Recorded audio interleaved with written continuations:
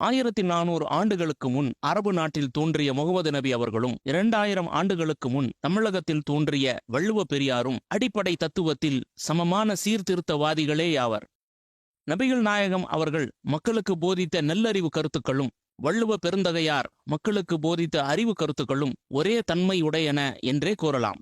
நபிகள் நாயகம் அரபு மக்களின் காட்டுமிராண்டி தன்மையை எதிர்த்து போராடி அறிவு கருத்துக்களை நாட்டில் பரப்பினார். வள்ளுவ பெருந்தகை ஆரிய மக்களால் தமிழகத்தில் புகுத்தப்பட்ட காட்டுமிராண்டி தன்மைகளை எதிர்த்து போராடி அறிவு கருத்துக்களை மக்களிடையே பரப்பினார். நபிகள் நாயகம் ஒரே ஆண்டவன் உண்டு, அவன் ஊர், பேர், உருவம், பிறப்பு, இறப்பு, விருப்பு, வெறுப்பு, வேண்டியது, வேண்டாதது இல்லாதவன் என்று சொன்னதோடு இருப்பதாக சொல்லுவது பாவம், தவறு, அறியாமை, மடமை என்றெல்லாம் சொல்லியிருக்கிறார். எப்படி இருந்தாலும் நபிகள் பெருமானும் வள்ளுவ பெருந்தகையாரும் மக்கள் நல்வாழ்வுக்கு ஆக வேண்டிய கருத்துக்களை, காரியங்களை நல்ல எண்ணத்துடன் எடுத்து கூறியவர்களே ஆவார்கள். தந்தை பெரியார் அவர்கள் சொன்னது மாதிரி திருக்குறள் சொல்லக்கூடிய போதனைகளிலும் திருக்குரான் நபிகள் நாயகம் அவர்களினுடைய போதனைகளிலும் பல ஒற்றுமைகள் இருக்கின்றன. அதுல ஒரு 3 முக்கியமான கருத்துக்களை தான் நம்ம இந்த வீடியோவில் பார்க்க போறோம். திருக்குறளின் முதல் குறளை எடுத்துக்கொண்டோமேயானால், அகர முதல எழுத்தெல்லாம் ஆதி பகவன் முதற்றே உலகு.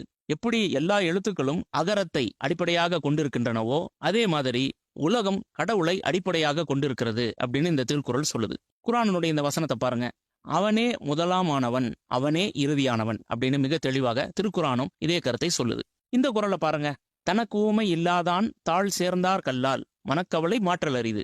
இந்த குறள்ல திருவள்ளுவர் இறைவனை பற்றி சொல்லும் பொழுது அவன் இணையில்லாதவன், ஒப்புமை இல்லாதவன் அப்படின்னு சொல்றாரு. இதே தான் திருக்குர்ஆனும் மிக தெளிவாக வலியுறுத்துது. திருக்குர்ஆனுடைய இந்த 2 வசனங்களை பாருங்க. இறைவனை போன்று ஒன்றுமில்லை, இறைவனுக்கு இணையாக யாரும் இல்லை அப்படின்னு திருக்குறள் சொல்லக்கூடிய அதே கருத்தை திருக்குர்ஆனும் மிக ஆழமாக வலியுறுத்துது. இறுதியாக இந்த குறளை நம்ம பார்ப்போம். பிறப்புக்கும் எல்லா உயிர்க்கும் சிறப்பொவ்வா செய்தொழில் வேற்றுமையான். திருவள்ளுவர் அவர்கள் இந்த குறள்ல எல்லா மக்களும் பிறப்பால் சமம்தான் அப்படிங்கிறத சொல்றாரு. இதே சமத்துவ கொள்கையை இறுதி இறை தூதர் முகமது நபி அவர்கள் மிக தெளிவாக சொல்லியிருக்கிறாங்க. மக்களே, உங்கள் இறைவன் ஒருவனே, உங்கள் தந்தையும் ஒருவரே. எந்த ஒரு அரபிக்கும் அரபி அல்லாத ஒருவரை விடவோ, எந்த ஒரு அரபி அல்லாதவருக்கும் அரபி ஒருவரை விடவோ எந்தவித சிறப்பும் இல்லை. ஒரு வெள்ளையருக்கு கருப்பரை விட அல்லது கருப்பருக்கு வெள்ளையரை விட எந்தவித சிறப்பும் இல்லை.